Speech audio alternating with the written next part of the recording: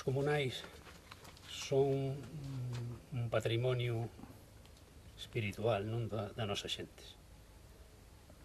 É como unha voluntade de intentar autoxestionarse, non sei.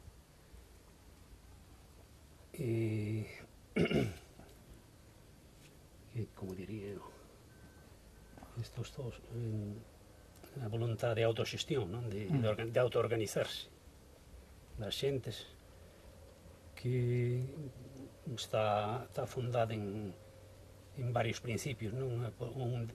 Os tres principais son a igualdade radical, o sea, que é unha organización de iguais, e está basado tamén na irmandade, o sea, o traballar para o ben común das xentes, non? E que predomina realmente a tribo sobre o ben individual, non? O que conta realmente é o ben da tribo, a armonía, e tamén o traballo en común é fundamental, non?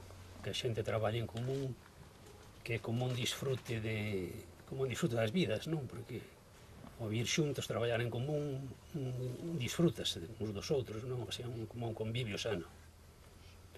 O sea, que ese é realmente a base fundamental dos comunais.